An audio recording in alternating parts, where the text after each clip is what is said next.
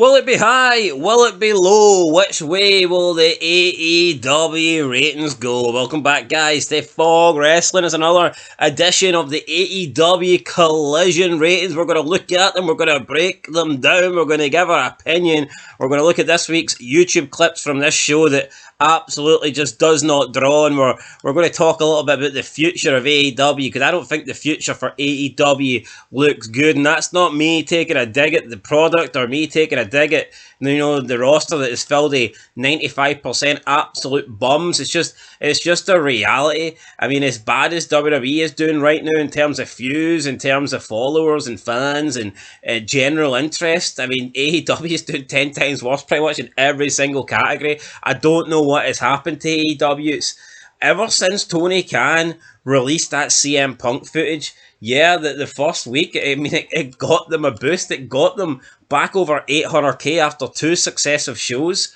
under 800k. But since then, I mean, not only have they not hit 800k, they've not got close to hitting 800k, and it's almost 8 months now since Dynamite hit 700k. And I know we're here to talk about Collision, but I mean, a spade's a spade. These numbers are shite. No, they are shite. There's no two ways about it. And you know what? Even talking about AEW is not the same as it used to be. We used to love bashing it. See now, it's like it's just beating a dead horse. No one cares. The views across the board on our channel and everyone else's channels dead. Yeah, it used to be AEW used to be our most watched content. Whenever we would do an AEW Dynamite review, the AEW Dynamite reviews and AEW Dynamite ratings and the quarter ratings breakdown, those were vids that everybody wanted to see. See now, they're like probably the least viewed vids on the channel. Even WrestleNomics don't really give a shit about like whipping out the quarters for Collision and Dynamite these days. I think everyone's just giving up on the ratings. It's like they're that poor. It's like, what's the point even tracking them? But no, it's crazy, right? The interest is really bad. We can talk about Max and all this, and you look on social media, YouTube, Twitter, whatever, Facebook, AEW has died in the past 12 months, like, completely. It needs Shane McMahon. No, fuck Shane McMahon. It needs something. Vince? Or, see considering Inject that poison. No, but see considering how bad it's got, and this guy, this fraud, this loser, Tony Khan, is sitting there, not wanting to reach out. With the money to change it, by the way. Ah, yeah, unlimited. You know, this guy could... If Triple A can bring back La Parka, can this guy bring back Benoit?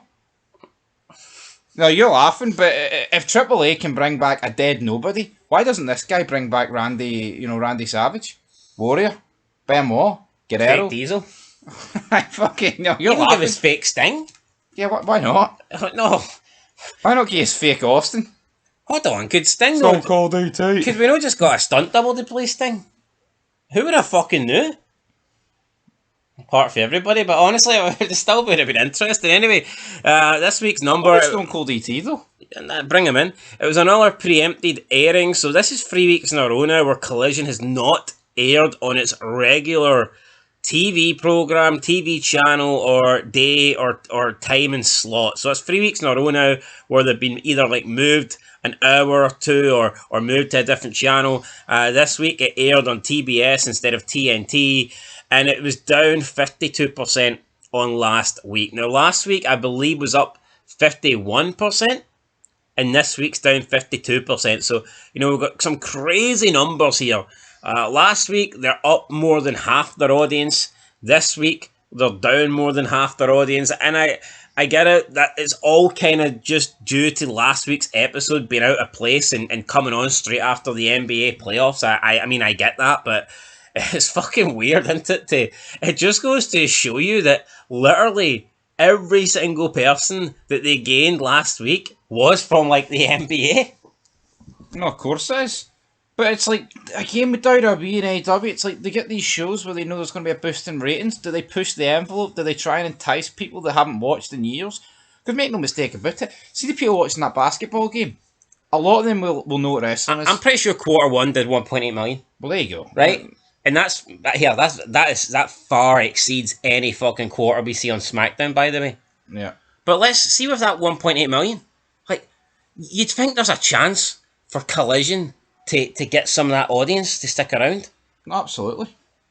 See that 1.8 million, right? Take away the let's say 300,000 people watch AEW Collision. That gives you 1.5 million that are new viewers. See at 1.5 million. See if you can get like 1/5. See out of that 1.5 million. See if you can get 1 out of every 5 people to actually be intrigued and go, you know what, this is actually pretty decent. I'm going to watch this next week. You're getting 300,000. You're almost doubling your audience. Yeah. Which would have gave you pretty much the same rating they got last week, but newsflash, pretty much everybody that fucking watched this show last week, pretty much nobody at all tuned in to watch it this week. See the new fans that they got, they're fucking gone. Yeah. See, as soon as the basketball finished, they don't want to know. Now listen to this. Alan Collins commented in our video, said that WCW Thunder's lowest rating was 2.9 million viewers. I mean, that tells you everything you need to know. Yeah. Fucking Thunder, the B show. The show that Nash would fucking write 2 weeks in advance before they'd even done the Nitro. Just for Hogan to say, don't work for me, brother. Yeah, so... anyway. No, but that just sums it up, man. It's like... And these people are that warped. Like, look at Tony Khan, like, last month. A full show dedicated to them overtaking WCW's number amount of shows. Yeah, absolutely mental. Anyway, this week's show did 341,000. It is down 52% on last week's 707,000. So if you do the maths, that is what, 366,000 down on what they did last week. So they lost more than half the audience. It's not a good look. Proof's in the pudding, folks. The key demo this week's 0.06. Last week was 0.21. They lost 71% in the key demo. That's fucking massive. Almost 3/4. That's insane. Almost 3/4 of the 18 to 49 demographic that watched this show last week. I take it the demigod wasn't on the show then? He was not, brother. No demigod, no demi-fraud. Chris Jericho, I mean, fucking Collision is Jericho. Don't think so. Fucking ratings certainly aren't Jericho. Anyway, let's look at the clips. Let's look at the views and see who done the most here on the good old YouTube. So the highest viewed clip of the week was Tony Storm comes for everybody. The champ wins and speaks. It's got 111k, which is about the same as the New Day got over a course of a week for their promo on Raw. So I mean, if you look at it from that perspective, you could argue here that's not bad. However, this was Collision's best clip, whereas the New Day stuff was WWE Raw's worst clip. So I mean, we've seen Rampage get discontinued not too long ago. How long till this gets discontinued? That remains to be seen. Second place, we have John Moxley's predicting a war against Samoa Joe. Just the same words. 108k. Same words, different opponent. Same shit against Strickland. Same shit against Edge. Same stuff against Hangman. Same stuff against Joe. Who cares? Third place, I got FTR versus Paragons, Kyle O'Reilly and Roderick Strong in an epic 2 out of 3 falls. It's got 104k. And that was the end of the videos breaking the 100k mark. Thoughts on that? Well, it's fucking disgusting to say the least, because you know what? You've got promos for Joe and Moxley, which we'll get into soon. It's like, even fucking combined, they can't even get 100k, man, so... Samoa Joe's got the joint lowest, like... No, but people will bury Cena, right?